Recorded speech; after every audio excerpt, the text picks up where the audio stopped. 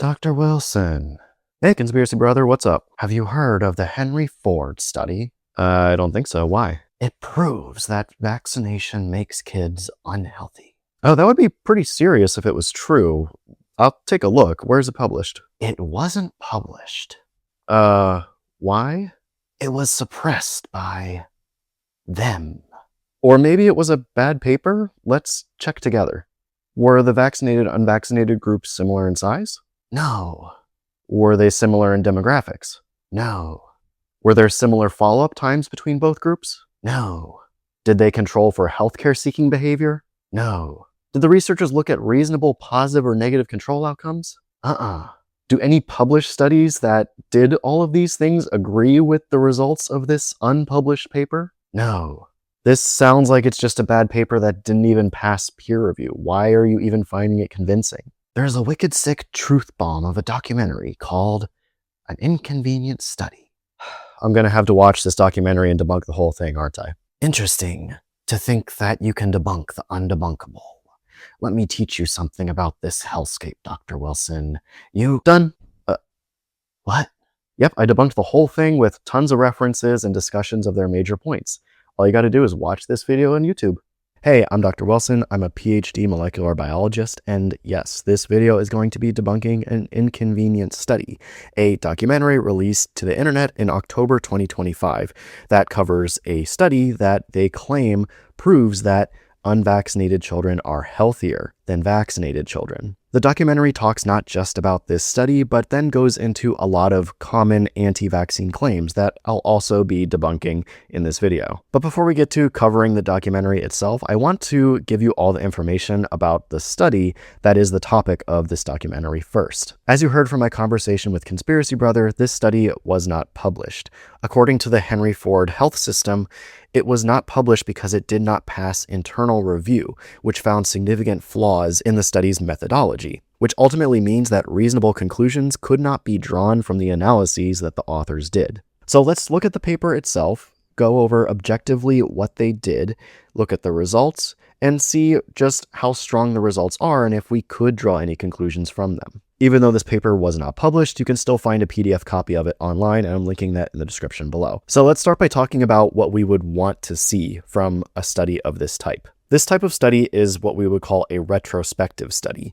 It means that data have already been gathered over a period of time, and you are retroactively looking back through that data to look for any trends or associations in any variables you want to test. This is as opposed to a randomized trial where participants are gathered in real time, randomized, and then associations between specific variables are tested for among the participants. This distinction is important because in a randomized trial, you don't have to worry as much about the two groups you are studying being comparable. Because assuming you've gathered a representative sample of the population and then randomized them correctly, you have two comparable groups there that should, in theory, be the same. And the only difference is the variables or variable that you're measuring between the two groups. But in a retrospective study, that randomization does not happen, which means there are inherently many variables that are probably different between the two groups that you must adequately account for if you're going to do a meaningful analysis and gather meaningful results from your study. It is not at all impossible to make conclusions from a retrospective study that you can be very confident are true, but you have to take the steps to do the proper analyses in order to have that confidence. If you don't do that, your study can be very weak or just meaningless. So what is it in the case of this unpublished Henry Ford study? Let's look at their methods to see exactly what they did. This study included 18,468 children, 1,957 of which had no vaccinations, and thus were put in the unvaccinated group. The other 16,511 had at least one vaccine, and so those kids are considered the vaccinated group. Now, the first weakness of this study is the sample size. Naturally, in any vaccinated versus unvaccinated study, you're going to have trouble finding enough unvaccinated kids to make meaningful analyses. And in this case, there are not a lot of unvaccinated kids. The vaccinated group is almost 8 times bigger than the vaccinated group.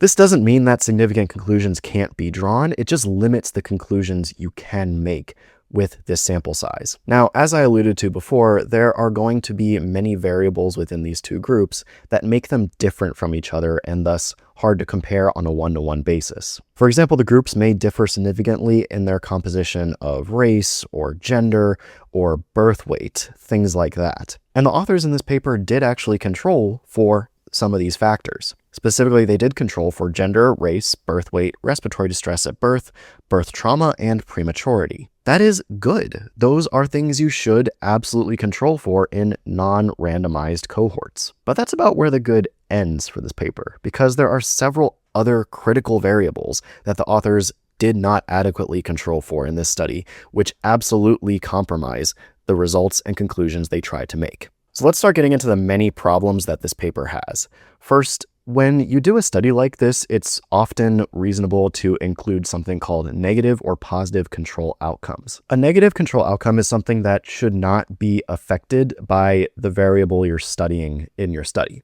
So say you're doing a retrospective study of people who take aspirin and you're trying to look at their health. You might include a negative control outcome like bone fractures to see if that is different across your two groups. Bone fractures are something that presumably shouldn't be affected by your consumption of aspirin. But if you find significantly different rates of bone fractures between your two groups, that could imply that there are significant underlying variables that make the two groups really different and might mean that your results are affected by these underlying variables and you can't really trust your results because of that. In the case of this Henry Ford study, the researchers did choose a negative control outcome to compare between the two groups. And their negative control outcome, they said, revealed no differences between the two groups. But the negative control outcome they chose was cancer. That is a bizarre choice. It's an objectively bad choice, actually, because the rate of cancer in children in the United States is about 16 cases per 100,000 children per year. In a study of 18,000 kids where one of your cohorts has less than 2,000 kids, you're statistically not going to get very many cancer cases at all between your two groups. So naturally, of course, you're probably not going to find significant differences between the two groups in cancer rates because you hardly would have any cases at all to compare. You just wouldn't get a statistically significant finding there. So using this as a negative control outcome is useless. It doesn't tell us anything. It would have been much better to use something like bone fractures or some other physical injury as their negative control outcome, but they didn't do that. So this choice tells us absolutely nothing about the differences between the two groups. It's sloppy. I'll just say it straight up. It's not a good choice. It's a bad choice. And it doesn't tell us anything about these two groups. It's a sloppy research choice that should not have been made. But it gets worse, so let's continue. Something that has consistently been a big challenge in studying vaccinated versus unvaccinated children is accounting for what is called healthcare-seeking behavior between the two groups. Parents of vaccinated children tend to take their children to their regular checkups with their pediatrician to, in part, get their vaccines, but also just to take them into the office to have them seen for a variety of reasons. Whereas the parents of unvaccinated children tend to take their children to pediatricians or emergency department visits much less often. This often has to do with the attitudes towards medicine that both kinds of parents would subscribe to.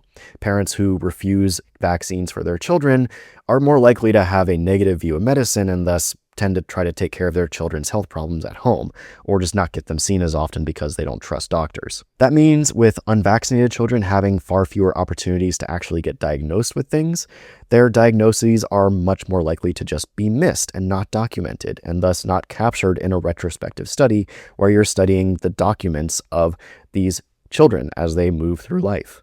And that is seen in these data here, where the authors say that exposed children, meaning vaccinated children, had an average of 7 annual encounters with healthcare, whereas unexposed or unvaccinated children had an average of 2 encounters with healthcare per year. However, they try to argue that this is okay because, according to them, children in the unvaccinated group that did have a chronic health condition had an average of almost 5 encounters per year. However, this by far does not absolve this issue. First of all, it's still true that parents of vaccinated children are seeking healthcare at greater rates than unvaccinated children. Second, if you're going to shrink your already small unvaccinated cohort even further by only including kids who had an average of 5 medical encounters per year, then you're further reducing your statistical strength of any analysis that you do. As it is described in the methods of this paper, vaccinated children are still having more opportunities to be diagnosed with chronic health conditions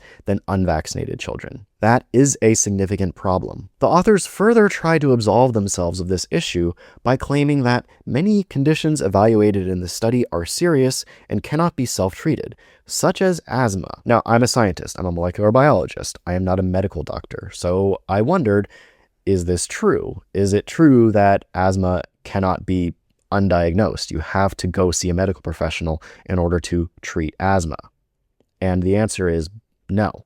I found several studies consistently showing that asthma can go undiagnosed, and at pretty high rates too, especially moderate forms of asthma, which can commonly be mistaken for the common cold or other mild symptoms. So you cannot use this excuse to absolve yourself of the problem that is really critical to comparing these two groups in your study. I want to also point out that in that same sentence, the authors also include type 1 diabetes as something that kids would have to see a doctor for. They can't just go undiagnosed, and that is true. However, the annual rate of type 1 diabetes in children is 22.2 per 100,000. Again, in their unvaccinated group, they had about 1,900 kids. So statistically, you would not be surprised to find 0 cases of type 1 diabetes in that group. And that's exactly what they find. They find 0 kids in their no vaccine group with type 1 diabetes. Of course, because the rate is rare and your sample size is small. So you can't even make that comparison between your two groups. This ends up being true for multiple chronic conditions that they include in this study, but none of the people in the documentary catch that and try to criticize it or at least point it out. We'll get to that later. The point is, healthcare seeking behavior is very different between these two groups, and these authors do not adequately control for that in their comparisons, and their attempts to do so reduce their statistical significance and do not absolve the problem at all. Another thing you definitely want to do with a retrospective study is make sure that you're following the two groups for a comparable amount of time, because especially in a study like this, where you're looking at whether or not a diagnosis ever happens within one group, if one group is followed for much longer, then they're going to have more time to actually have more opportunities to have a diagnosis. So you want to make sure that the follow-up times with the two groups are comparable. And with this study, it's not. It's not even close. It's pretty bad. According to the authors of this paper, the median follow-up time was 904 days for all subjects. But for vaccinated kids, the median follow-up time was 970 days. For the unvaccinated cohort, the median follow-up time was 461 days. So vaccinated kids were followed in this study for almost twice the amount of time that unvaccinated kids were. But the authors try to argue that no, this is okay actually, see, because what we did was we repeated the analyses multiple times with kids who had follow-ups of at least 1 or 3 or 5 years, and that their findings were consistent with each analysis. But guys, this doesn't exclude the possibility that the same problem is persisting across each analysis. And it's that you have way more kids in your vaccinated group who have more follow-up time than the unvaccinated group. I mean, in the unvaccinated group, only about 25% of the kids made it past age 3 in the follow-up. Again, your unvaccinated group is already really small. Shrinking the analysis down to that many kids is going to mean your statistics are incredibly weak. Combine that with the fact that during all of this follow-up time, the unvaccinated kids are seeing doctors way less than the vaccinated kids, makes it so that your groups are just not comparable. To make it even worse, the statistical test that they use to do this analysis fails the major assumption required for it to be valid. The analysis they used was a Cox proportional hazards model, and one of the assumptions essential to this model is that the change in the hazard from one category to the next does not depend on time. In other words, the opportunity for the hazard to occur must be equal across time between the two groups. As I said before, it is not equal, with vaccinated kids having way more opportunities in the form of regular doctor's visits to have even mild chronic conditions diagnosed than unvaccinated kids. This assumption fails in this study. Therefore, the statistical analysis they used fails in its core assumptions, and therefore the results of that statistical analysis are put deeply into question. So this study started with two groups that are very much not comparable without critical steps being taken. And the steps that these authors did take in order to try to compare these two groups is not at all adequate to justify the claim that their results and their analyses are good, that we can have confidence in them being true. And the critical differences between these two groups that remain unaccounted for can skew and even invalidate the very statistical tests that they rely on to generate their results. The final bizarre choice and issue that I have with these results that I'll go over before I get into the documentary is how they reported their results. They reported their results in incidents per 1 million patient years. Now, incidences per patient years, or person years in other words, is not an uncommon way to report epidemiological statistics. However, the way they did it here is sus. Here's an example of how person years works. If there are 795,000 strokes out of 324 million people per year in the US, then that gives us a rate of about 2.5 strokes per 1,000 person years. That means if we follow 1,000 people for 1 year, there should be about 2.5 strokes within that 1,000 person group. But these authors didn't report in rate per 1,000 person years. They reported in rate per 1 million person years. And as I've said multiple times now, the number of kids in each group is not that big, especially in the unvaccinated group. And a lot of kids, especially in the unvaccinated group, were not followed for more than 5 years. Even if we round the total number of kids in this study up to 20,000 and assume we followed them all for 5 years, which did not happen, I could see an incidence per 100,000 person years being used in this study, but the authors used rate per million person years.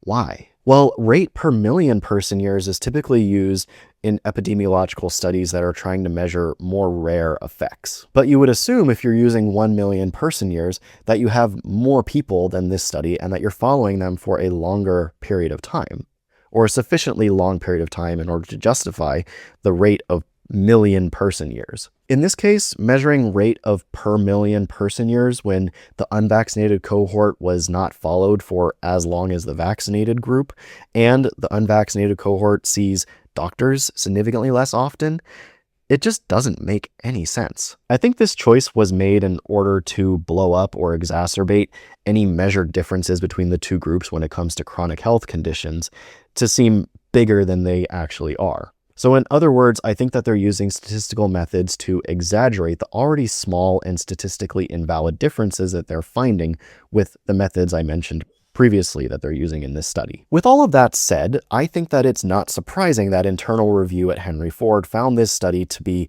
not up to quality and that the authors would not be submitting it to publication. Because the scientists who did this internal review at Henry Ford probably knew that during actual peer review for publication, these flaws would be found and highlighted and the paper would not be published, and they would just waste everybody's time and also make themselves look bad for thinking that this was fit to send to peer review and possible publication. And that was definitely the right call, because going through this paper, I think it's very clear if you actually read it and compare it to what should be done in a high quality, well done epidemiological study using retrospective data, that this ain't it. Whew, okay, so now that you know what this paper was and what they did and what the problems are with it, let's now start the documentary. Let's go through an Inconvenient Study, which is, I think it was about an hour and a half long.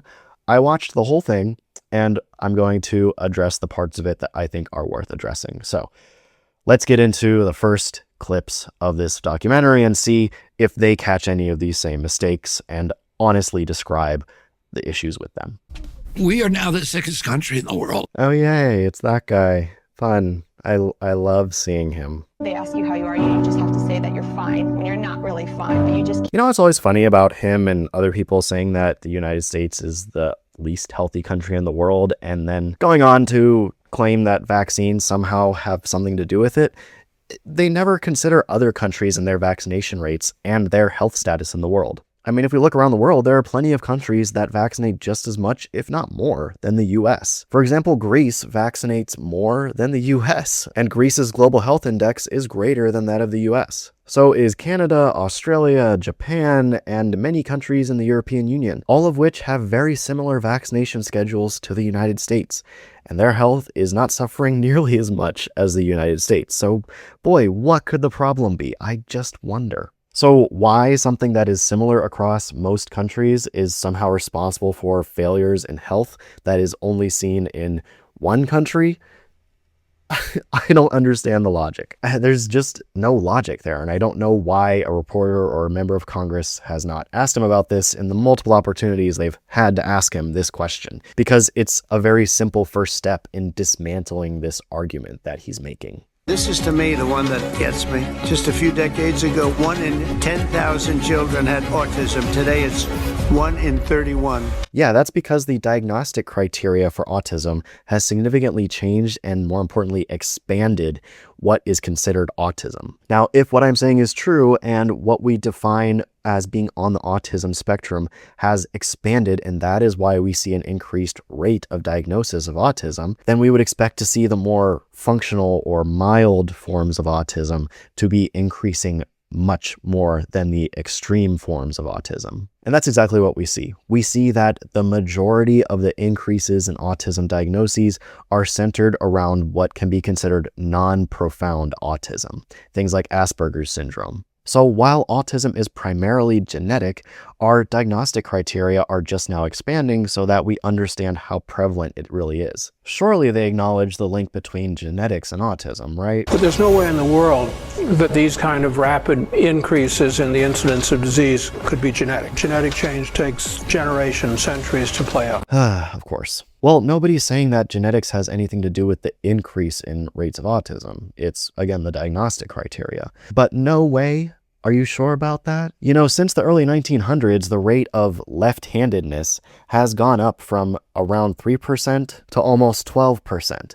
That's a huge increase. There must be something in the water or the air making everybody left-handed, right? No, it's just that left-handedness was considered satanic in the early 20th century, and many people hid the fact that they were or lied about being left-handed in order to avoid some societal stigma. Now with that gone, we see that the rate of left-handedness has plateaued around just under 12% because it is genetic and always has been genetic, just like how autism is primarily genetic, and we are now understanding how prevalent that genetic thing is. It is now believed that over 54% of our kids have a chronic disease, either a neurological disorder or an autoimmune disease. That's up from only 12.8% back in the 1980s. In roughly 40 years, we have seen the greatest decline in human health ever recorded.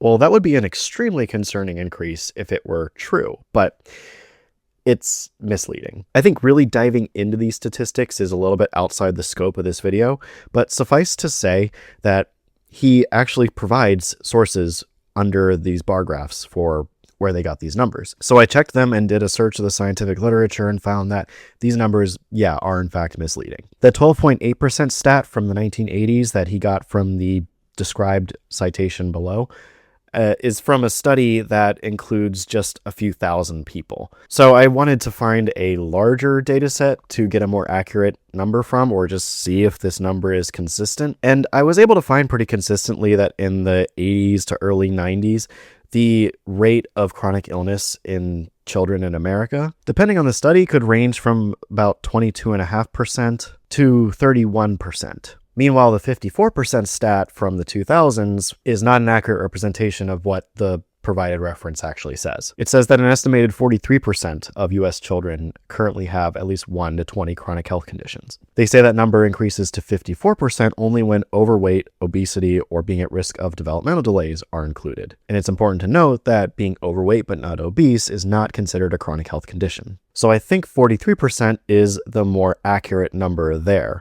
especially when I look at other papers that try to answer the same question and they consistently come up with somewhere around 30% to 45.7%. But this does depend on the study, the sample size, and what you consider to be a chronic health condition. However, I think a fair representation of the actual increase from the 80s to the 2000s is going to look more like this. Because the graph they have in the documentary is picking the lowest number that they can find in the literature from the 1980s, and then picking a not so honest, really high number that they could find from the 2000s. So 2 things to note here is that the increase in chronic health conditions among kids in America is not as big as they're portraying it there. That's dishonesty on their part. The other part is that there really has been an increase in chronic health conditions among kids in America. That's not good. However, again, we have to acknowledge that this rate of increase is pretty unique to America when it comes to developed countries. Other countries that vaccinate their kids similarly to how we do are not seeing this same rate of increase in chronic health conditions in their children. So there are things we can do to help this chronic disease epidemic that is happening in America. And Dr. Jessica Nurick is one scientist and public health communicator that I think does a really good job of explaining what we can actually do to address this problem. I put a link to one of her Substack articles that addresses this in the description below, so I highly recommend you check her out and listen to what she has to say on this topic, because she's the expert here, not me. But to summarize really quickly, a lot of it comes down to access to good healthcare and access to good food security. Being able to see doctors for preventative care can really make a difference in helping to prevent chronic illness. And having good access to nutrient-rich food and not living in a food desert can also help you stay in a healthy weight range and avoid the heightened risk for chronic diseases that comes with being obese. Neither of these things are handled very well in America, especially compared to other developed countries. So, starting with making healthcare more affordable and actually regulating corporations that want you to eat as much salty, fatty, delicious food as you possibly can is a good place to start. Demonizing vaccines and making kids more susceptible to vaccine-preventable disease is not a good place to start.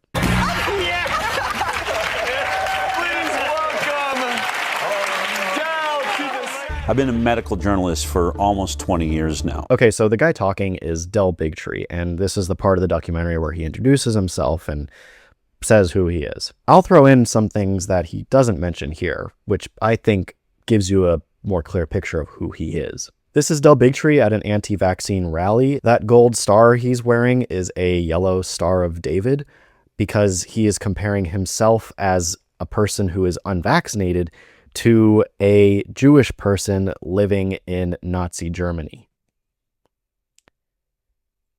Yeah. He's also been a longtime associate and business partner for Robert F. Kennedy Jr., and he is unapologetically anti-vaccine, to the point where he has explicitly said that he is upset that kids are not allowed to get vaccine-preventable diseases. He says that he wants his teenagers to get polio and measles. He says that stopping kids from getting whooping cough, pertussis, which is currently killing only unvaccinated children in the United States, is a crime against children. I just think that you should, have that context as to who he is.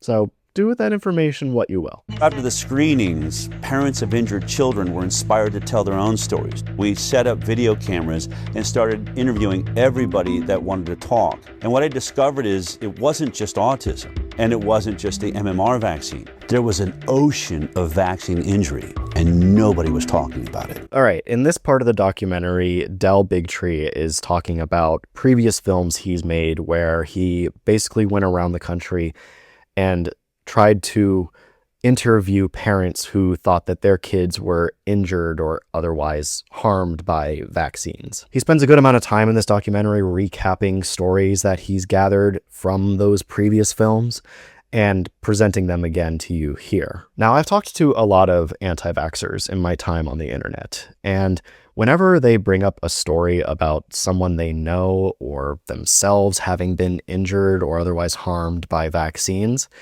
I don't try to discount it. I don't tell them that they're delusional or that they're lying, or I don't try to say that I don't believe them, because I do. I do believe that they are hurt, that they are in pain, that they are suffering, that they have something wrong with them. What I usually will try to question is whether or not vaccines had anything to do with that particular injury. Because these kinds of personal stories can only go so far in terms of scientific validity. There are many stories of people who come down with some kind of illness or some kind of problem following vaccination, and parents will say that they noticed it in their kids too. However, there are also stories of children coming down with something before they get vaccinated. For example, there's a story of a pediatrician who went to administer a child a vaccine in a regular checkup. But while the child was in the waiting room, about 10 minutes before the vaccine was delivered, that child had a seizure. If that vaccine was given just a few minutes earlier and that seizure had happened,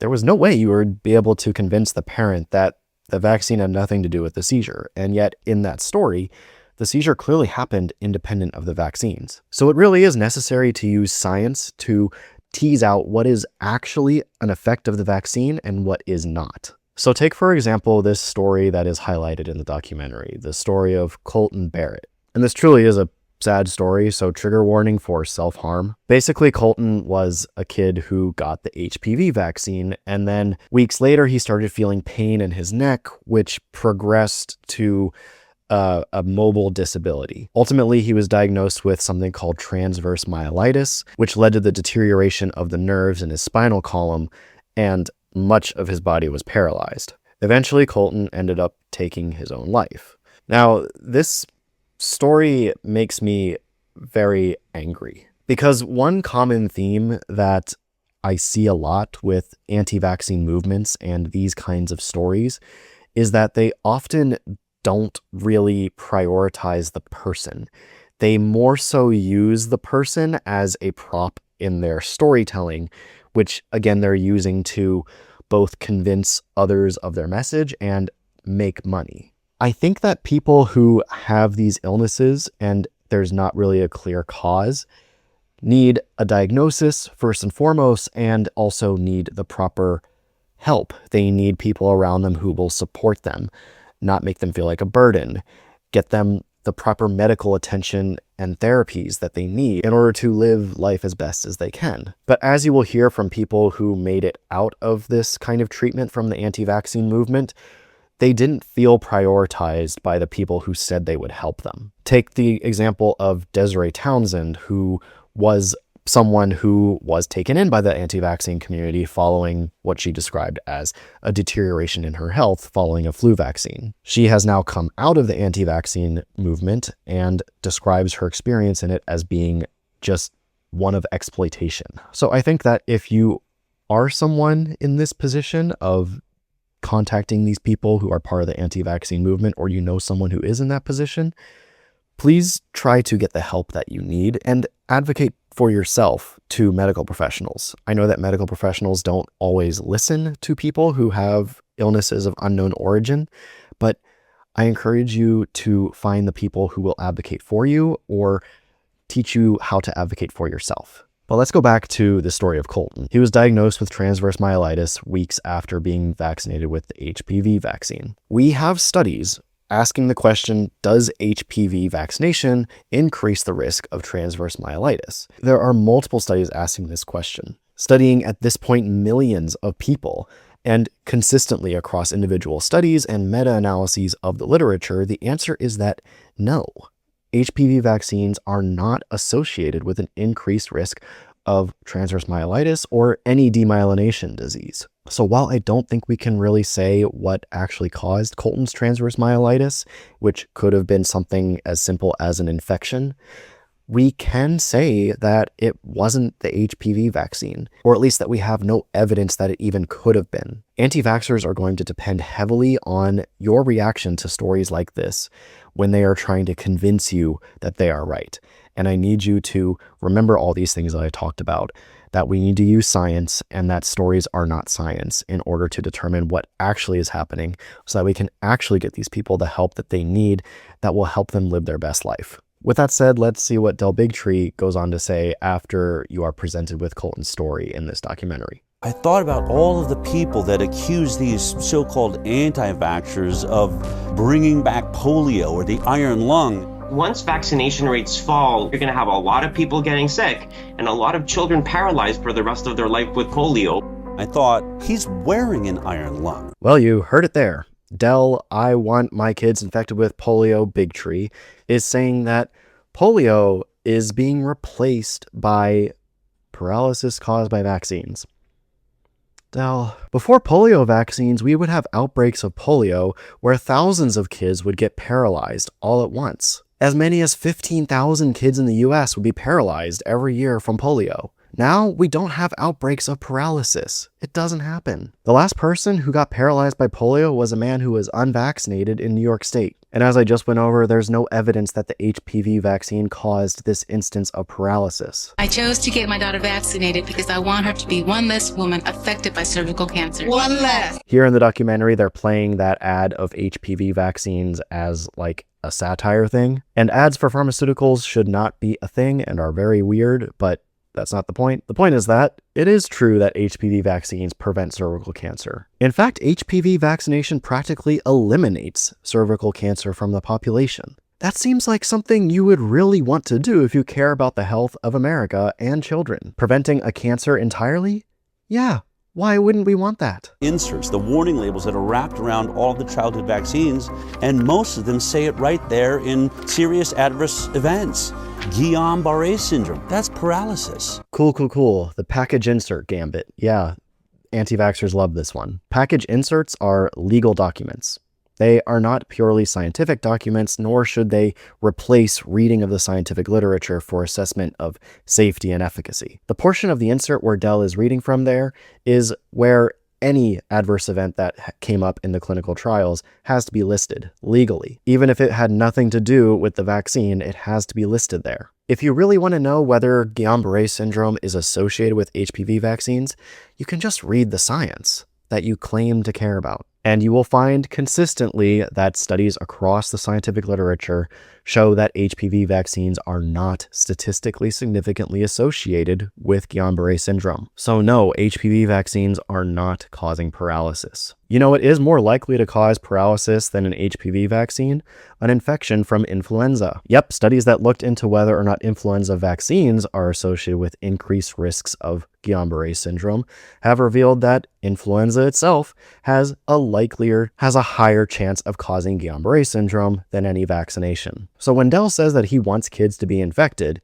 he wants outcomes like this to happen. This is why I can't take anti-vaccine influencers seriously when they say that they care about the health of children. What about the other 16 vaccines that are given in 72 doses by the time my child's 18? Of the 72 vaccine doses now, you will hear this 72 number so many times if you listen to these people enough. And the funniest thing is that it's just completely wrong. And I'm not sure if it's because they can't count or if one of them just said 72 along the way and everyone just didn't question it. According to the actual CDC or AAP vaccine schedule in America, if you receive all of the recommended doses of vaccines, then by age 18, you will have received somewhere between 48 and 56 doses of vaccines, depending on your risk factors and how some of the vaccines are combined. But that number is including the 18 annual flu shots that you would get from age 0 to 18, which most people don't do. So realistically, you're looking at somewhere within the 30s or low 40s of total vaccine doses from age 0 to 18. And that's to prevent a wide variety of vaccine preventable diseases, some of which cause cancer. So again, you have to ask, why are they inflating these numbers? Are they lying or are they just clueless? You can't sue a manufacturer of a vaccine. It's one of the only products in America that has what they call liability protection. You actually definitely can, and RFK Jr. himself is involved in multiple lawsuits against Merck for Gardasil, the HPV vaccine. You can absolutely sue them if you think they are being negligent or fraudulent. That is completely allowed. But when parents started coming in and saying, my kid went in and got a vaccine and then started having X issue, that's when doctors stopped listening. If you take just a little bit of time to look throughout history of just America, you can find several instances where that is not true. I'll go over just one here, the polio vaccines. You've probably all heard of Jonas Salk, the guy who invented the polio vaccine, but there was another inventor of polio vaccines around the same time who invented a different kind of polio vaccine. His name was Albert Sabin. Salk and his lab were credited for inventing the IPV, the inactivated polio vaccine, a polio vaccine that involves killed or inactivated virus that is injected with a syringe into the recipient. Albert Sabin and his lab were credited with inventing the oral polio vaccine, or OPV. OPV involves a live but weakened virus that is administered by mouth. Both were available in America up until about 2000, when the OPV was phased out entirely in favor of IPV. That's because with the oral polio vaccine, in rare cases, the weakened polio virus can actually revert back to a form that possesses what we call neurovirulence, or the ability to infect the neurons and cause damage. This was extremely rare, but some children in America did get paralyzed from doses of oral polio vaccine where the virus was able to revert in the gut of the vaccinated person. These cases were heard and analyzed by vaccine safety panels. And after review, the decision was made to make the polio vaccine regimen more safe by eliminating OPV and using only IPV, which again involves an inactivated virus that is incapable of reverting or doing anything of harm to the person who is vaccinated. There are many other examples, but again, I'm just highlighting that these people will exaggerate or even lie in order for you to believe what they are saying. And if they have to do that, then their position isn't very strong to begin with. In this next part of the documentary, they will start talking about the McDowell triplets. This is a story where basically a group of triplets were all vaccinated on the same day, and the parents report that they all began showing signs of autism on the same day. These 3 children would go on to be diagnosed with autism, and it's treated as evidence that vaccines cause autism. Now, this is another story. We cannot make a scientific conclusion from a single story. But what I can tell you is that autism is primarily genetic. That is what is consistently shown through familial, through twin, and through genetic-wide association studies. We consistently see that genes are associated with autism, and these genes are active in the early formation of the brain during fetal development. In other words, autism is basically a done deal before you're even born, way before you even are exposed to a vaccine. And twins and triplets who have autism often start showing autism within the same developmental window. So it's very reasonable that these parents were noticing these triplets all starting to exhibit signs of autism because they were all going through the same developmental period and starting to show symptoms very close in time with each other. And again, we can also use science to ask this question. We can use stories to guide where we focus our scientific efforts or to generate hypotheses, but we have to do the science if we want actual answers. And as I'll go over later, the studies consistently show that vaccines are not associated with autism, no matter how you test it or slice it. But again, with these triplets, what I mentioned earlier, I think might be happening to the McDowell parents as well. And what I mean is I think they might be being exploited by the anti-vaccine movement because they say this. We have spent hundreds of thousands of dollars trying to recover them. I mean, that truly is heartbreaking. And it sucks because spending that much money to recover kids with autism, some kids can improve in their autism symptoms, but autism is not something that is really to be cured. And I worry that being associated with these anti-vaccine movements, that these parents are falling prey to sham treatments that are way overpriced and are not going to help their children. And that is truly disgusting on the part of the anti-vaccine movement, if that is happening. And it's just so disappointing because it means that the medical system is failing this family. They're failing this family because we're not able to get them the help that they want because they don't believe that medical professionals can help them. I don't know the details here, but I would not be surprised if something like that was happening because within the anti-vaccine movement, there have consistently been quack and sham treatments promoted that were claimed to cure autism. Some parts of the anti-vaccine community will even say that having your children drink a form of literal bleach will help them. And it's gross.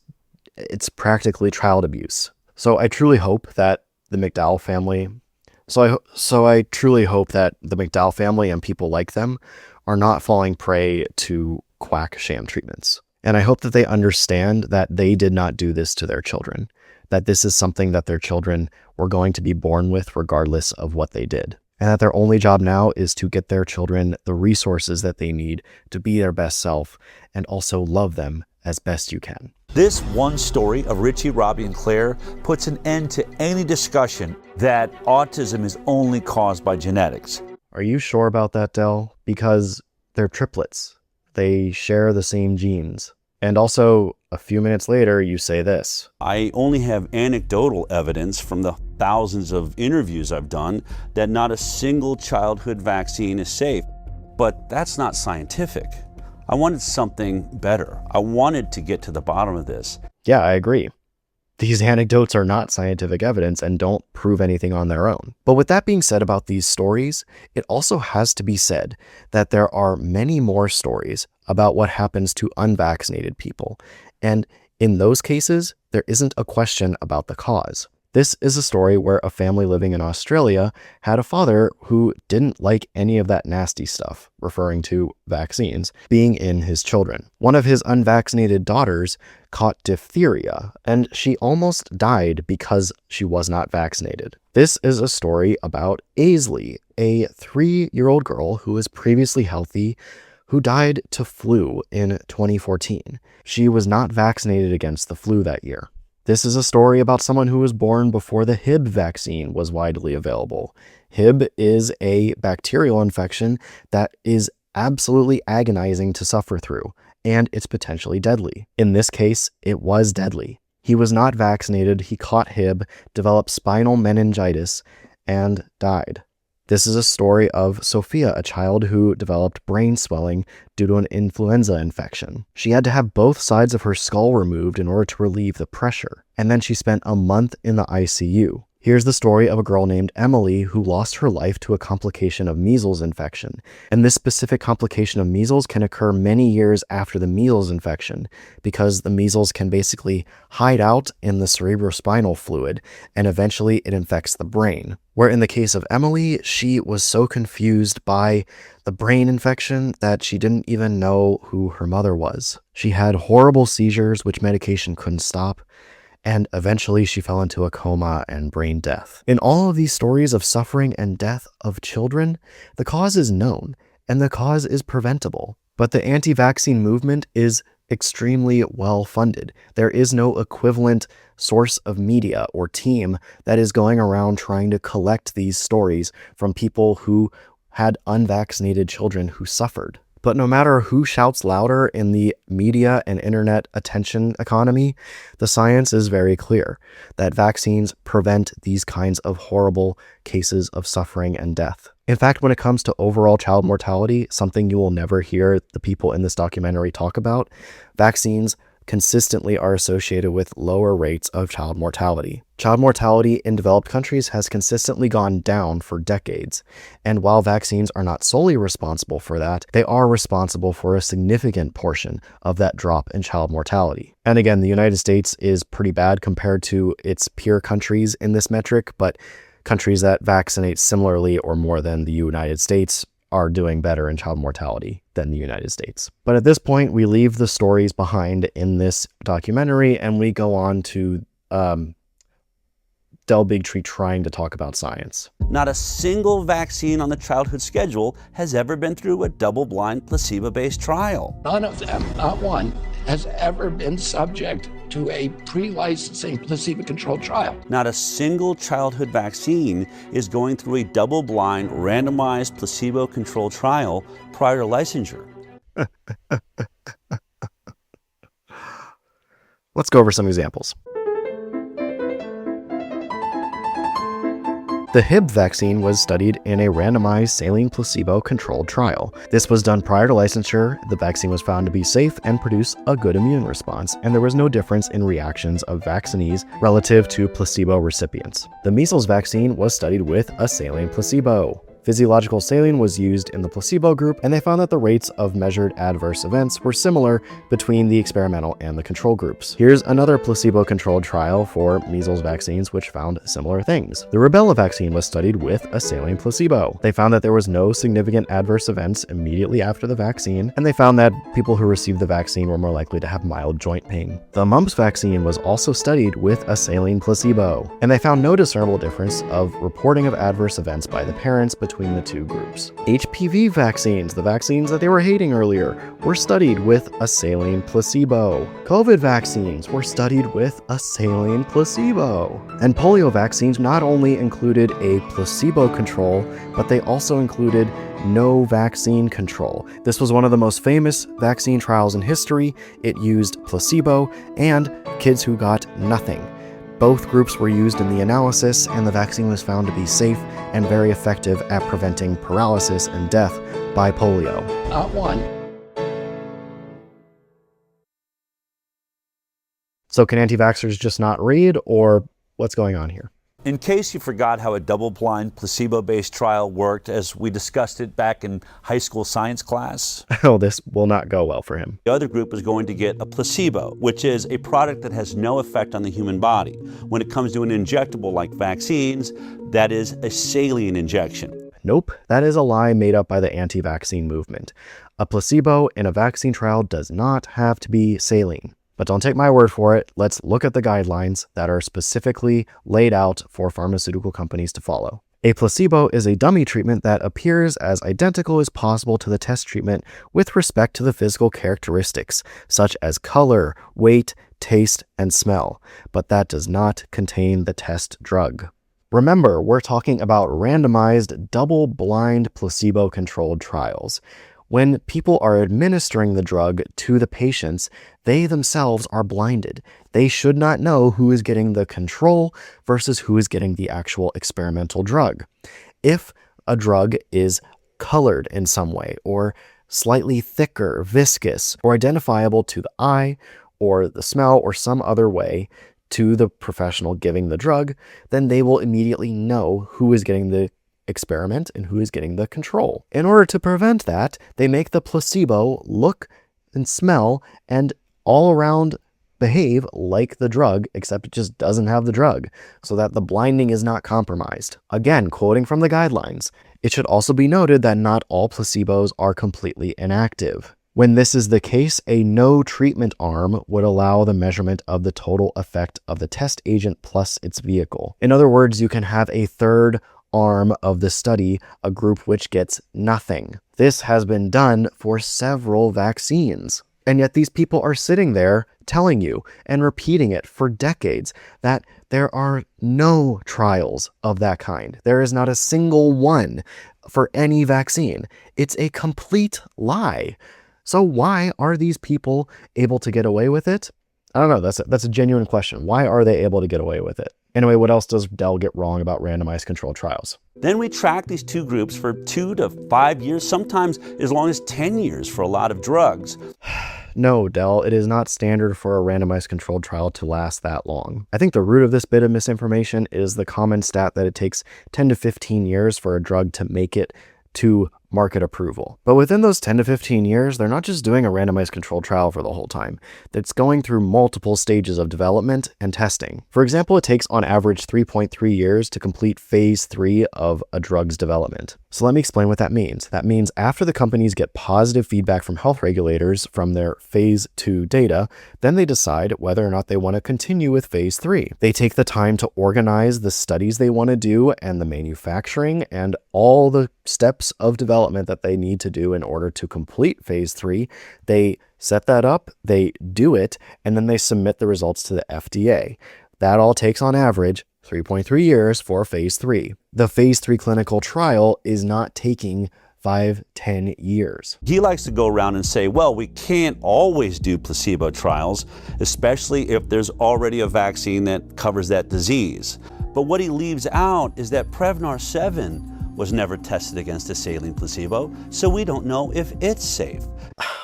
Dell, Prevnar 7 was not the first pneumococcal vaccine. The first pneumococcal vaccines were absolutely tested in randomized placebo-controlled trials, and the placebo was saline. Not only that, but Prevnar 7 was tested against a no vaccine control group. This is information in the basis for FDA approval, which is referenced in the vaccine insert, which you can't be bothered to actually read. Don't you just love how people who are so incompetent at their job can make so much money? All you have to do is type in FDA licensed vaccines on your computer, and every vaccine that they give your child on the childhood schedule will appear there. And then you can click on any one you're interested in. Let's click on Recombavax HB. But in this one, you'll see that there was only 147 children in the entire trial. And they were only monitored for 5 days after each dose.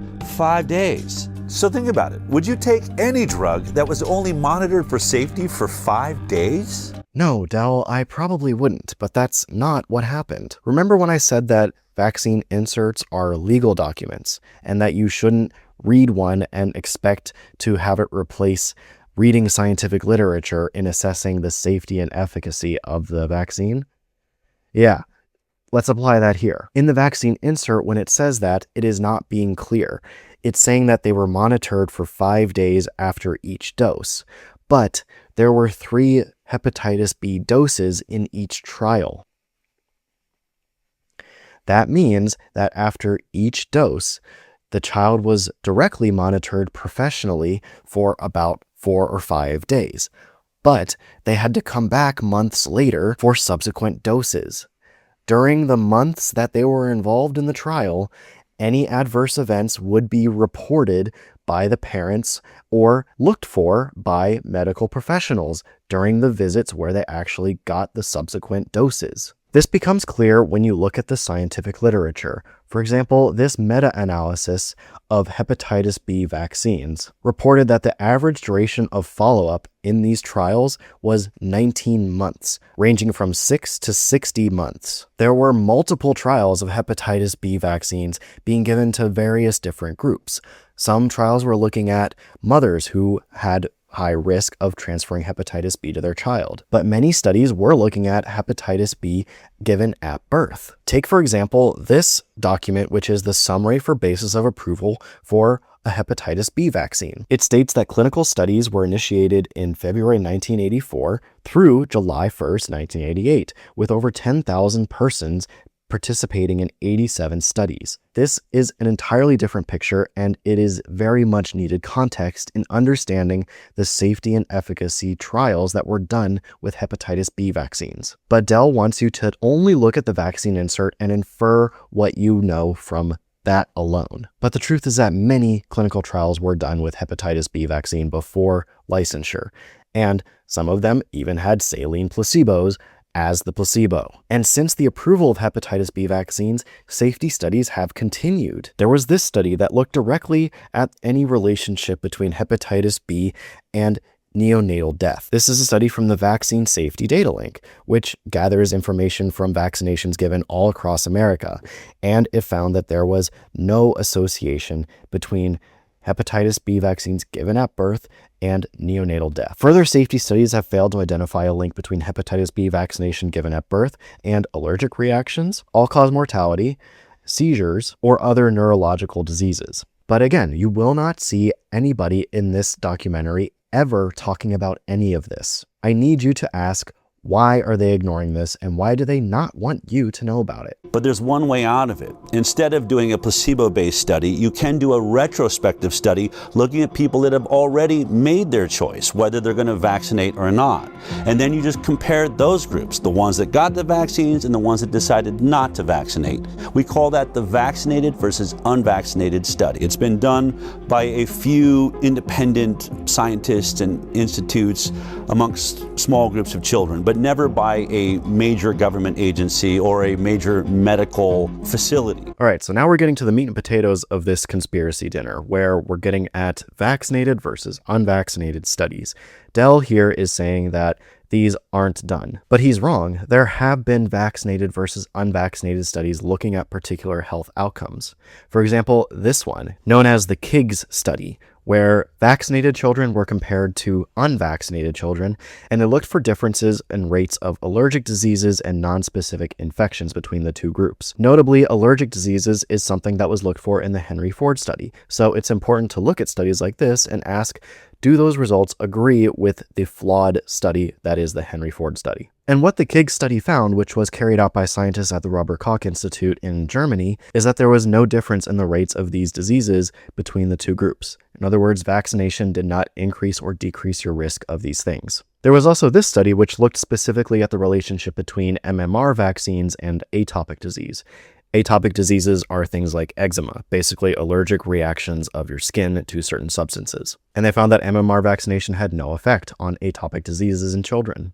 Then there was this study which looked at number of vaccine doses. Obviously, according to anti-vaxxers like Debunking, the more vaccines you have, the worse you'll turn out to be, right? That's his logic. Well, this study tests that. And the study found that not only does giving vaccinations to children on time set them up for better health outcomes, but they also found that children with the greatest vaccine exposure in the first 7 months of life performed better than children with the least vaccine exposure. But that's not all. There was also this study, which again looked specifically at measles, mumps, rubella, and chickenpox vaccines, and found no association between these vaccines and cognitive delay, type 1 diabetes, asthma, dermatitis/eczema, hay fever, leukemia, multiple sclerosis, gait disturbance, and bacterial or viral infections between the vaccinated and unvaccinated groups. And finally, there was a very large study in Denmark looking at vaccinated versus unvaccinated children and whether or not vaccines cause autism. This study is often cited because it focuses specifically on MMR vaccines, which anti-vaxxers used to say was the thing causing autism. But anti-vaxxers just changed the goalposts and said that, well, it's any vaccine. All vaccines can cause autism. But within this study, there was a sub-analysis of children who had no vaccinations. And in that sub-analysis, they still found no evidence that vaccination of any kind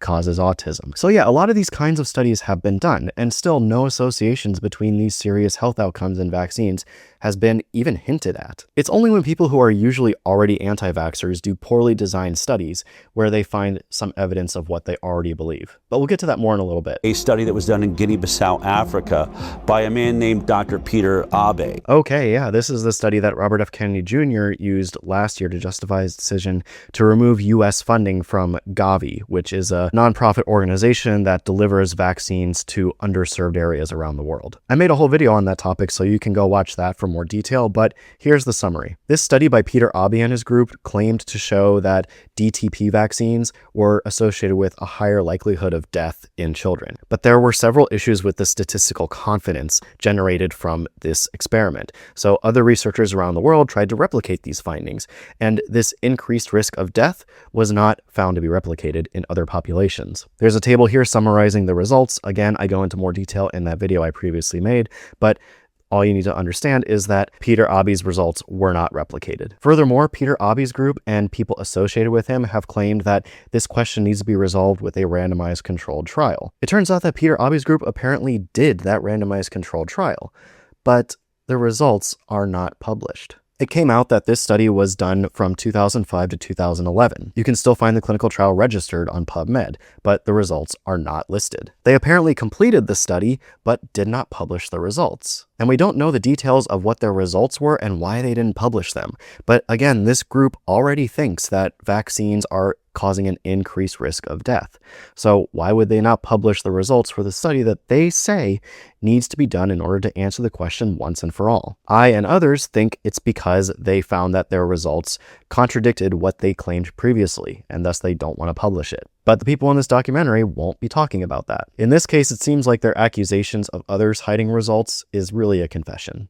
The report said no studies have compared the differences in health outcomes between entirely unimmunized populations of children and fully immunized children. All right, so here the lawyer Aaron Siri is talking about the Institute of Medicine's report on immunization safety in 2013. And what he says about it is not quite right. Let's go to the actual publication and see what they really say in context. The section he's reading from is saying that, in summary, few studies have comprehensively assessed the association between the entire immunization schedule or variations in the overall schedule and the categories of health outcomes. I went over most of those few studies earlier, and again, they show that vaccines are not associated with any of these increases in allergies or chronic diseases. The document then goes on to say the part that Aaron Siri is highlighting here, and says that no study has directly examined the outcomes and stakeholder concerns in precisely the way that the committee was charged to address.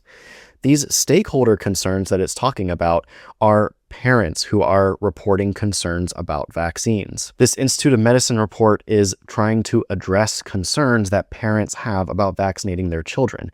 So the parents are the stakeholders in the impetus for writing this report. That is explained explicitly in this document. Some of these concerns include some parents' concerns about their child's risk of complications after immunization on the basis of family history or the child's medical condition, and thereby decide to delay or omit immunizations. This is an example of a stakeholder concern that science can't directly address, but the problem is it's not really strongly based in any solid theory. There's not much basis or knowledge of someone being more susceptible to a vaccine's adverse events based on their family history. That's not to say we should completely discount it. There's no reason why we shouldn't do research into that kind of question. But to decide not to immunize our children against potentially deadly or crippling infectious diseases based on a concern that isn't strongly based in any knowledge just doesn't make any sense. If I were to translate Aaron Siri's argument here to another conspiracy theory, it would be like flat earthers saying, oh, well, the Artemis 2 astronauts didn't live stream the whole event with GoPros attached to selfie sticks that they clenched between their butt cheeks the whole time. So therefore, flat earth is real. At some point, the concerns of anti-vaxxers just become too ridiculous to need to address. The report goes on to say that the committee found no significant evidence to imply that the recommended immunization schedule is not safe. Furthermore, existing surveillance and response systems have identified known adverse events associated with vaccination, and that the federal research infrastructure is a strong system. In other words, the literature is strong in the position that the vaccine schedule is safe, thanks to not only clinical trials and observational studies, but monitoring systems, which we call phase 4 monitoring. After any drug passes phase 3 and gets rolled out to the market, it enters an indefinite phase 4. Whereas more and more people receive the drug, monitoring systems will monitor the safety of that drug. This can be even more informative and useful than a randomized controlled trial, because in a randomized controlled trial, your statistical power can be limited to the sample size that you are testing it in. But when a drug goes to market, you have potentially millions of people who are receiving it, and thus you can detect adverse events that are as rare as, say, 1 in a million. And if or when those adverse events show up in the monitoring, we can reassess the risk-benefit analysis of that vaccine and ask, is this risk going to outweigh the benefits that the vaccine gives by preventing an infectious disease? If not, then we can still give it, but how can we still give it in a way that reduces the risk that we just detected? There are many examples of that throughout history as well. For example, the first rotavirus vaccine was pulled from the market for a small risk of intussusception, a condition where the intestine basically develops a blockage, and it can be deadly if it's not treated. It was then replaced with a newer next generation vaccine that did not have that small risk. Again, we see constantly that these people are having to not be honest with the information that they're citing. This simple study would shut up every anti-vaxxer forever. No, it would not shut you up. It absolutely wouldn't. You would just ignore it the same way you ignore randomized controlled trials that use saline as a placebo, just like you ask, and yet you deny their existence. You would just ignore this one as well. We have vaccinated versus unvaccinated studies that contradict exactly what you claim, Del. So I have no reason to believe that more studies of the same would shut you up. I mean, let's be honest, you're making too much money off of this anyway. Every independent scientist that has ever ventured into doing a vaccinated versus unvaccinated study of any kind is immediately under assault. There's one by Dr. Anthony Mawson out of Mississippi. He did a homeschool study of about 600 kids. That study was retracted because it was really bad. I would probably have to make a short separate video on its own to cover each of these vaccinated versus unvaccinated studies that anti-vaxxers usually prop up as proof of their claims. But I already made one about Anthony Mawson's more recent publication, which claimed that vaccines cause autism. And so you can go check out that video if you want, but basically the paper was also very bad. So bad that they couldn't even verify that the unvaccinated group was truly unvaccinated. And yeah, again, this one that Dell is talking about was retracted because its methodology was so bad. Then there's Dr. Paul Thomas. And then there is Dr. Paul Thomas. Yep. Let's get to him. This one's a doozy. So we got all the data from my practice. We looked at every baby born into my practice and published it in an international journal of public health. What happened when I published that study? Surprise. It was also retracted because it was bad. Within days of it being available online, I get a call from my attorney. Don't go see any patients, don't write any prescriptions, don't go into the office. Your license has been emergently suspended. So the implication here is that Paul Thomas got his license suspended because he wrote a paper claiming that vaccines cause autism. But if you look at the actual court filings that were documented in the suspension of his license, the reasons for his suspension are as follows. During one appointment, Paul Thomas told one of his patients that vaccines are connected with autism, and went on to ask the mother of the patient how awful she would feel if the patient got autism that she could have prevented. Then there was another patient who, according to Paul Thomas's advice, was on a delayed immunization schedule, meaning where they space out the immunizations and the kids end up getting their vaccines later than what's usually recommended. That patient developed pertussis, which required hospitalization and antibiotics. At the time, the patient was not immunized, but there's no record of the parents having refused the vaccine. In other words, there's no record of Paul Thomas giving the patient proper informed consent and then documenting that the parent chose no. So because of Paul Thomas's advice, this child suffered unnecessarily. Then there's another patient who got tetanus and almost died. The patient was hospitalized with tetanus and required intubation and a tracheotomy. After the hospitalization, he went to Paul Thomas's office, where Paul Thomas referred the patient to a homeopath and recommended fish oil supplements. He did not recommend tetanus vaccination and did not document informed consent and subsequent rejection of any tetanus vaccination. This is gross negligence. So yeah, that's probably why you lost your license, Paul Thomas, because you're a terrible pediatrician who gives awful advice to parents and puts their children at risk. Oh, and the paper itself was pretty bad. It was only patients in his own practice that he did this analysis on and failed to control for several important confounding factors, ones similar to the ones that I discussed earlier with the Henry Ford study. And guess what? None of the patients I just mentioned who suffered from vaccine-preventable diseases were mentioned in his paper. So yeah, it makes perfect sense to say that unvaccinated kids did better. And oh, just ignore these kids who were unvaccinated and got horrible vaccine-preventable diseases because of my advice. Just shove that to the side. So now they're going to get into the actual Henry Ford study. Remember, I talked all about how this study was very poorly done in the beginning of this video. And just watch how these people talk about it. But before that, just let me give you a quick refresher. Children in the vaccinated group were followed for twice as long on average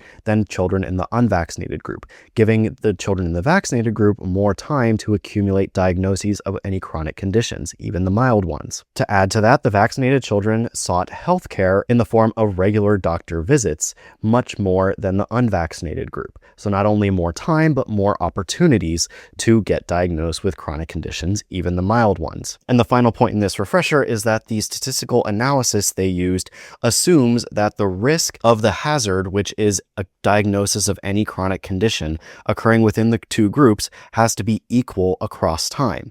And it definitely wasn't. So those are main points to remember in this summary, but they're not all the points that I went over. But just keep those in mind as you listen to them talk about it. When I had that study in my hand and I looked at it, the significance of it, it was an actual study that when published was the first step in changing this landscape. Do you find any flaws in the study? I mean, is there a way they could do the study, you can do the study better with what's there?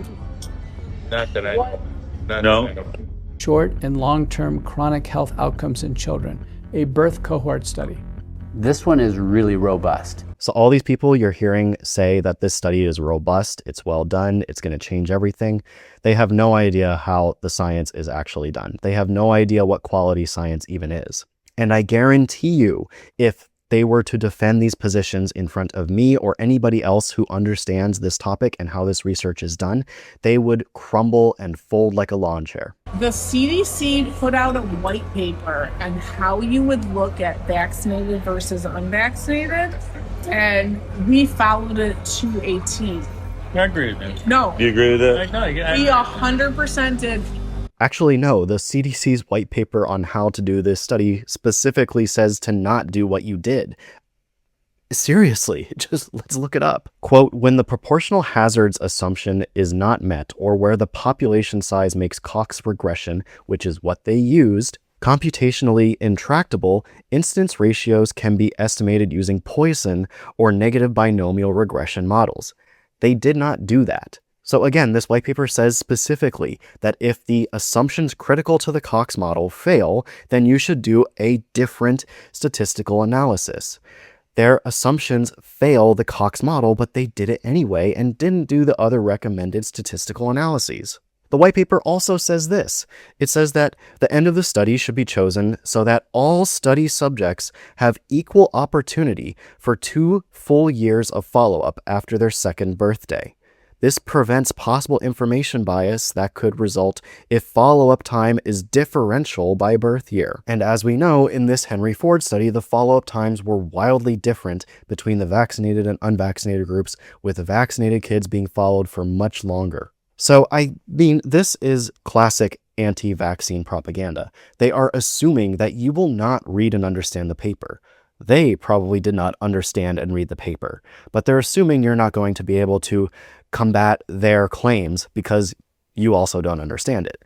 But I'm here to educate you and make sure that you do know so that you can be smarter than them and not fall for this garbage. They mentioned there are over 80 different autoimmune diseases, and what their data showed for autoimmunity, 6 times increase in those who got vaccines when compared to the unvaccinated. I truly think that these people just don't understand the data they're looking at, because here Paul Thomas picks out literally the one chronic disease on this table that has the widest confidence interval. Typically, wide confidence intervals means that your statistics are not very tight. And we already know that this result is compromised by numerous problems with the way the study was done, which bias the results towards showing more chronic diseases in the vaccinated group. I looked for a list of the 80 autoimmune diseases they included in this study, and I didn't see it in their paper, but 80 autoimmune diseases, a lot of those could be very mild or transient in nature and wouldn't otherwise be diagnosed unless you go to a doctor, which we know that the unvaccinated group did a whole lot less often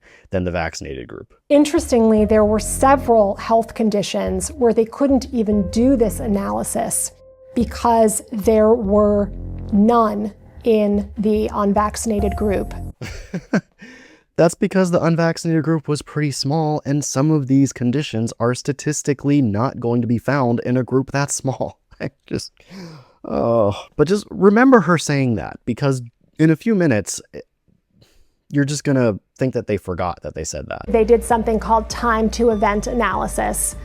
At 10 years, the likelihood of being free from a chronic illness was only 43% in the vaccinated group versus 83% in the unvaccinated group. Dun, dun, dun, dun. Yeah, again, that's because they followed the vaccinated for way longer and the vaccinated group went to the doctors more often. So, of course, over a extrapolated period of time, which is what they're doing, they're extrapolating because the study was not going on for 10 years, then of course you're going to get that result. But I think they know that. 54% of our children are chronically ill. And here we are looking at the study, and it's almost exactly those numbers. Oh, you mean those same numbers you were totally dishonest about from the beginning of the documentary?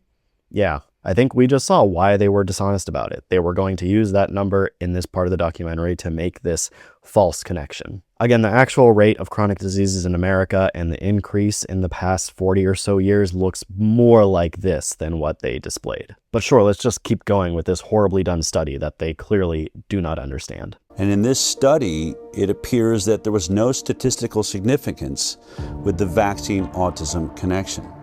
And I wanted to know why. Uh-oh. Their study that they're propping up didn't show an association between vaccines and autism. Do they accept that result? Of course not. They've accepted literally everything else about this study up until now, but the autism thing, that's their thing. Vaccines have to cause autism. Oh, there has to be something wrong here. Wait a minute, our methods must be messed up. We didn't get the answer we want. Let me go ask the guy who did the study and still has not admitted the study is crap. Does that mean we're wrong about autism, Mark? No. No? No, it's there are a lot of variables involved and it's hard to control for. Oh, there's lots of variables that are hard to control for. Oh, of course. So that's why the one result that doesn't agree with what we previously believed doesn't make sense. Of course. But all the other results we got, no, that's fine. That's fine. We know that those are true. Just trust me, bro. When you don't have a lot of instances, as occurred here with autism, where you only have 23 instances of autism in the vaccinated group and 1 instance of autism in the unvaccinated group, that wasn't enough instances to actually be able to determine whether or not there is a statistically significant increased rate of autism. But that problem totally doesn't affect all the other results that we just yelled about. Oh, and that lady from before who said there were 0 cases of some diseases in the unvaccinated group and was like, whoa. Yeah, they just kind of made her look silly, didn't they? Because yeah, with a low number of kids in the unvaccinated group, you're gonna get statistically weak results for lots of different things. That is why studies like this need to be replicated at even larger scales. And when they are replicated at larger scale, we see that they don't support your results. He was also at the center of the hydroxychloroquine study that was done by Ford and showed a 50% reduction in death for those that received hydroxychloroquine. So here Dell is talking about the lead author of the Henry Ford study and how he thought that hydroxychloroquine was a successful treatment for COVID. Look, I wasn't going to look the guy up and try to figure out why he's defending such a bad paper, but I mean, that explains some of it, probably. In case you didn't know, hydroxychloroquine was not found to be effective in treating COVID. Lots of randomized controlled trials, which these guys say they trust, showed that it just doesn't work. Sorry. So saying that this guy said the opposite is not a flex. Guys, we're getting to the end of this documentary, and this is normally when some YouTubers would have a sponsor ad. But I don't have any sponsors. Don't care to have any. So let's get on with it and finish this dumpster fire. For most of the rest of this documentary, they're going to be talking about criticisms of the Henry Ford study, and they enlisted, friends of the anti-vaccine community to respond to those criticisms. Let's see how good of a job they do. To try and address this, they limited the population of children who didn't receive any vaccines to children who at least had some number of medical visits. So this is Dr. Joseph Ladapo, the Surgeon General of Florida, who recently compared vaccine mandates in public schools to slavery. And here he's trying to brush away the fact that kids in the vaccinated group had greater healthcare-seeking behavior than kids in the unvaccinated group, leading to bias in diagnoses of chronic health conditions in the vaccinated group. So he's saying that in the sensitivity analysis, where they look at kids in the vaccinated group and the unvaccinated group who all had at least 1 medical visit, then their results persisted. But even in the unvaccinated group, restricting it to kids who had at least 1 medical visit, that's still below the average number of medical visits per year that were in the unvaccinated group. If you restrict the analysis to kids who had still below the mean number of visits, you're probably not going to change your results. That doesn't make any sense. It doesn't make any sense to expect that that will strengthen your results. But speaking of sensitivity analyses, there might be something you would want to know about Dr. Joseph Ladapo here and sensitivity analyses. You see, as the Surgeon General of Florida, he has been tasked with monitoring the effectiveness and safety of COVID vaccines. And in one report, he was caught removing a sensitivity analysis that he probably didn't like the results of. It came out in Freedom of Information Act requests that previous versions of this report had included a sensitivity analysis that showed that COVID vaccines were not increasing cardiac deaths in young males. But a initialed editor JL, Joseph Ladapo, had removed that sensitivity analysis from previous versions, and the final version did not include it. So key information was withheld from that report. And in response, Ladapo said that editing is normal. He didn't justify why he took it out. He just said editing is normal. So key information was withheld from the public. And Ladapo expects you to still make informed decisions when he is withholding information from you.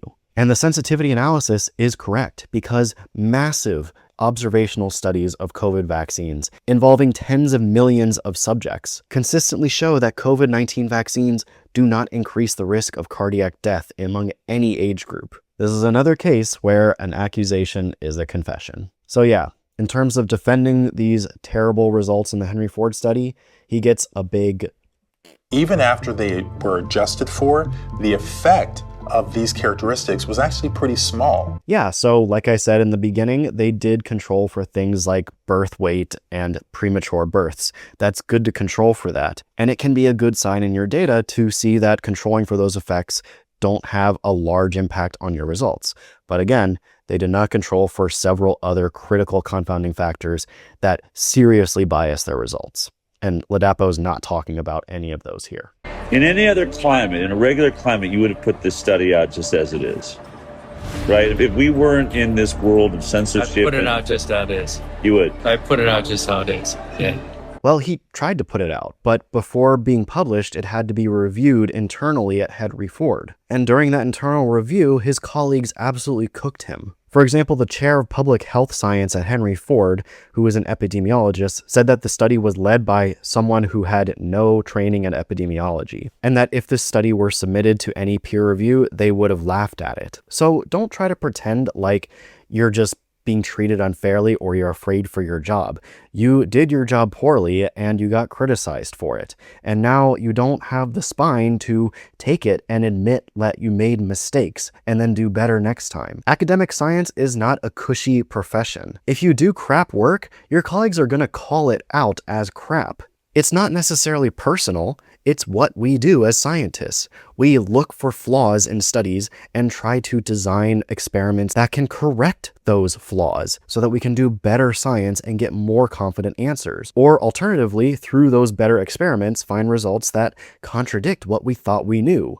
And in that case, you become an exciting figure in your field who has brought something new to the field that everybody is talking about. But we see it so often in these conspiracy spaces, people who got burned by their colleagues when they were told that their work was not up to snuff. You see the Brett and Eric Weinsteins, the Pierre Corys, and now this guy saying that their work was hidden and suppressed when really it's just crap, and people were telling them that they were wrong and they couldn't take it. I think we are absolutely destroying our future by destroying the overall health of our most precious asset, our children. Again, ignore the children who got horrible vaccine-preventable diseases in his clinic and just ring an apocalypse bell. It's always got to be the end of the world with these people. They want you to believe that this is the most pressing, most dangerous issue that we're facing. In reality, the truth is, if vaccines went away tomorrow, in 10 years,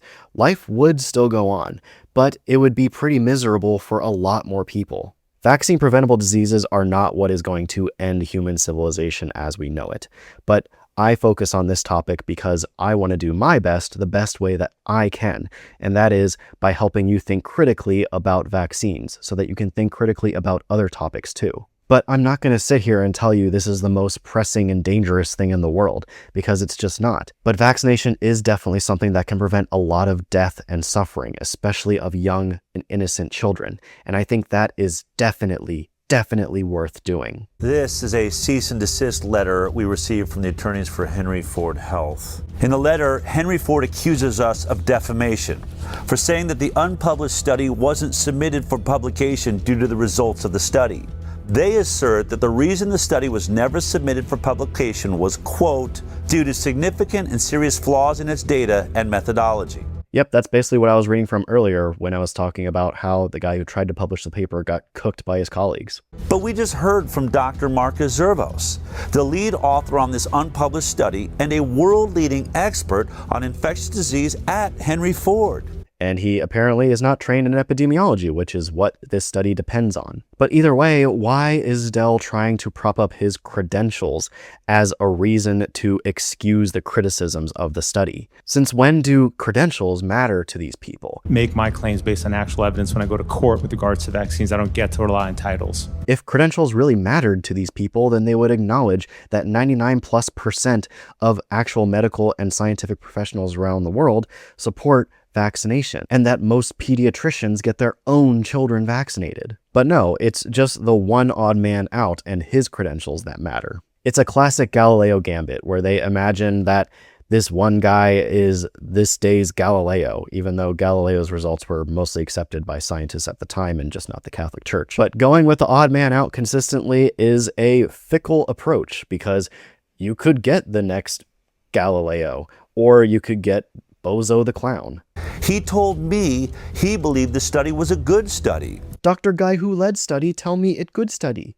He no lie, he can no lie. So there will certainly be attacks on the limitations of this study, which can be found in most retrospective studies. And we acknowledge those limitations. You didn't really though, because the limitations absolutely destroy any usefulness that the study has. It's true that observational studies will always have limitations. No study is perfect, but the question is whether or not those limitations can reduce our confidence in the results and to what degree they reduce our confidence.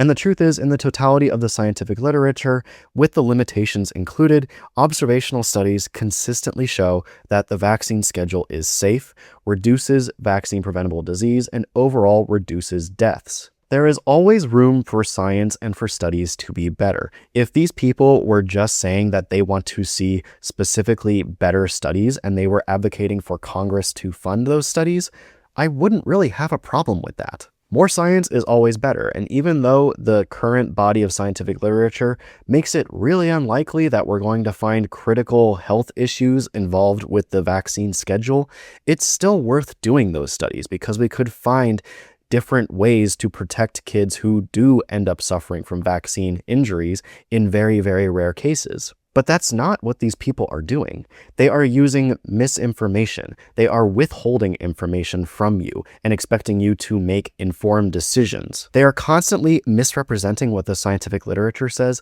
and often flat out denying that certain things exist in it. And they're doing all of this in order to convince parents to not vaccinate their kids.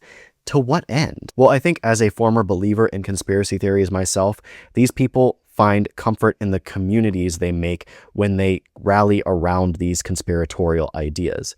It also helps that they make a ton of money and have a ton of fame based off of these ideas. I mean, Robert F. Kennedy Jr. would be a practical nobody if he hadn't been promoting anti-vaccine sentiment for the past 20 plus years. Not to mention, it's also comforting to take these complicated ideas that there are infectious diseases out there that could upend your life at any moment that we should protect ourselves from with vaccines, and replacing it with this idea that no, it's just the government and the nebulous they lying to us. It can kind of make a complicated jigsaw puzzle into like a 4-piece children's puzzle that is much easier to understand and therefore tackle. I think all those things come together to make these people latch on to this idea that is the anti-vaccine movement.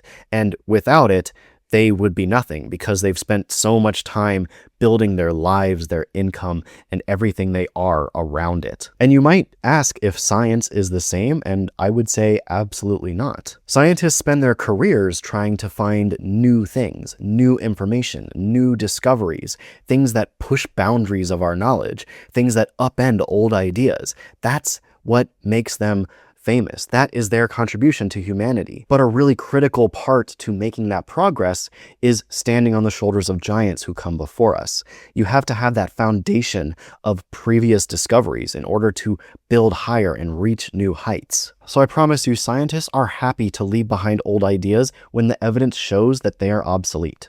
We've done it with so many things in the past, and we've done it with many vaccine-related topics as well. Science strives to progress forward, make new discoveries that will reduce death and suffering as much as we can. And ideas like this take those steps and bring them backwards. The anti-vaccine movement is like a sloppy moonwalk when it comes to progress. You're just bringing everybody backwards and introducing more death and suffering into the world, all to support some form of self-aggrandization. Those are the kinds of people leading the anti-vaccine movement, and I hope the information that I present in this video can help you put them in their place, which is complete and utter embarrassment. If you're a reporter, member of Congress, or someone who gets to talk to any anti-vaccine influencer at any point, do not try to sane wash them. Do not treat them as someone who is being reasonable and just has kooky or different ideas. These people are insane. They have no scientific basis to stand on, and we have to show at every step that they have no clue what they are talking about. And with that said, we come to the end of this debunking of an inconvenient study. In order to help you combat these ideas as best you can, I've linked all the sources that I've used in this video in the description below. So yeah, I hope you enjoyed this video. Thank you very much for watching, and go forth and embarrass anti-vaxxers. Anyway, bye.